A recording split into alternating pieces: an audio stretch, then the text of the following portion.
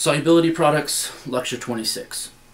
So now we're still talking about these equilibriums, but we're going to sort of shift gears away from these acid-base type equilibriums and talk about things that are only slightly soluble, or what we would traditionally call insoluble. Right? So we're looking at these how soluble something is in water if it's only slightly soluble, which we're going to call the solubility product or solubility equilibrium. So if we look at something like silver chloride, right? If we think back to our solubility rules, chlorides are typically soluble with the exception of things like silver chloride. So we would traditionally call this an insoluble compound, right? That's sort of an oversimplification. It's very slightly soluble is probably a better way to say it. So we would have a K, we should be able to calculate a K value for this, right? For the amount of that AgCl that's a solid dissolves to form Ag plus aqueous and Cl minus aqueous.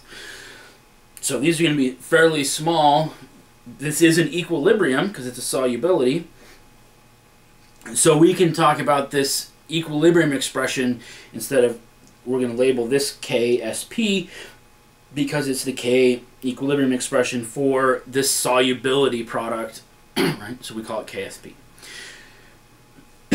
The same rules are going to apply for writing these. We're going to write the balanced equilibrium reaction, and then the K is going to be equal to the products divided by the reactants, but all of these reactants are going to be solids, so they're not going to appear in our equilibrium expressions, but we see the same rules apply. So if we look at magnesium fluoride, we get Mg2 plus 2F minus, so our KSP is going to be the concentration of Mg2 plus times the concentration of F minus squared. Or for calcium phosphate, we get 3 Ca2 pluses plus 2 phosphates, PO4, 3 minuses, so our KSP for that one is going to be the concentration of calcium 2 plus cubed times the concentration of the phosphate squared. So the same rules then we have for writing any other equilibrium expression we're going to can carry through for these solubility products. But now instead of looking at pHs, we're going to look at how much of that is dissolved. So we can determine whether, using these equilibrium or solubility products, we can determine whether we're going to get a precipitate to form, which is what we did in the lab doing the qual schemes. Right? We were always trying to form a insoluble product by setting up one of these equilibriums where we get a solid to form. And the way we'd be able to determine if a solid to form is looking at our Q versus our K. So if we have a Q, or equilibrium quotient, that is less than KSP, that means that we have smaller concentrations than we can have at equilibrium, which means we have an unsaturated solution, which means we're not going to have a precipitate. Right? If Q is equal to KSP, that means the concentrations that we have are as much as we can have at equilibrium. So this is what we refer to as a saturated solution. Any more that we try to dissolve is going to cause precipitate. So if Q is greater than KSP, that means we have more concentrations than we should at equilibrium, so we have what we refer to as a supersaturated solution, so we are going to get precipitates to form. And it was these last ones in the qual schemes that we were trying to achieve. We were trying to add reactants so that we got more dissolved species than we should at equilibrium to cause the precipitate to fall out. As you would expect for something that we're considering insoluble, these K values are going to be much less than 1, right? Which they're going to be very much reactant favored. So majority of our concentration or amount is going to remain as a solid. Only a very small amount is going to dissolve. So our K values, you look for all of these, are going to be fairly small. 10 to the minus 4, 10 to the minus 5. Some like aluminum hydroxide has a KSP of 3 times 10 to the minus 34. Very much insoluble. We can calculate the amount that is going to be soluble in these solutions, the concentrations, just using a same old ice table we've always done, right?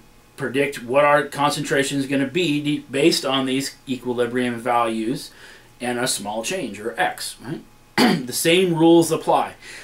The one thing you might see in the text is they might change this x that we talk about in our ice table to an s to make sense that this is the amount soluble.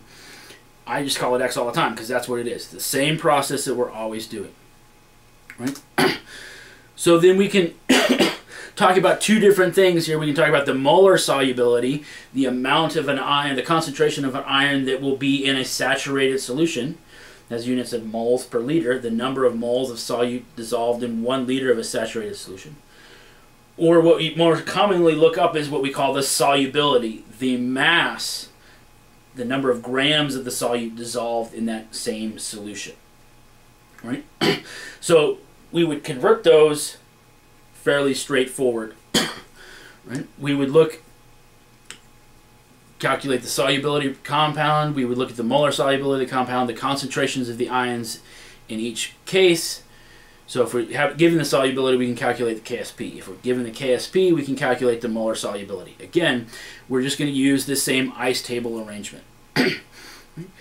And as before, we will see that the presence of a common ion for an acid or base, it left us at the unprotonated form, or that weak acid or weak base was more present. Here, when we add a common ion, add more of that ion, what we're going to do is cause something to become less soluble. Therefore, we can look at the molar solubility of silver bromine in water versus that in 0.0010 molar sodium bromide. And we would see that once we add additional bromine, our amount of the molar solubility is going to decrease. If what we have is an acid or a base, so if we look at magnesium hydroxide, remember if you think back to your solubility rules, hydroxides are typically insoluble except for when combined with alkali metals or something like calcium. Then they're going to be soluble. So magnesium hydroxide we would predict to be insoluble, but then we would, if some dissolves, we're going to get a basic solution. So we can calculate the molar solubility because the KSP, which is equal to the concentration of Mg2 plus the concentration of OH squared, is 1.2 times 10 to the minus 11th.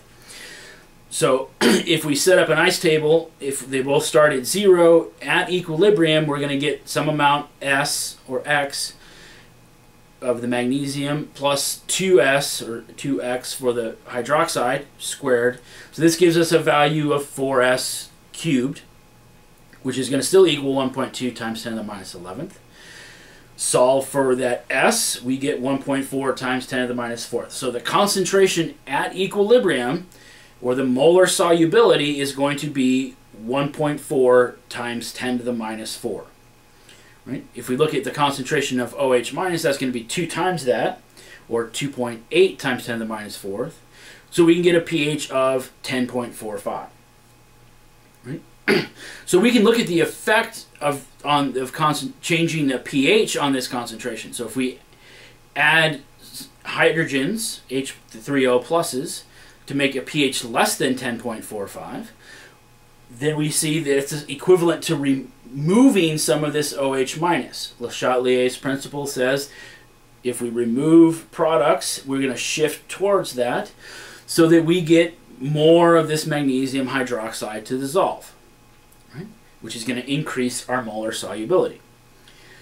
Conversely, if we raise the pH greater than 10.45, that's the same as adding there, right? Le Chatelier's principle says we're going to shift towards the other direction, and we could decrease the molar solubility.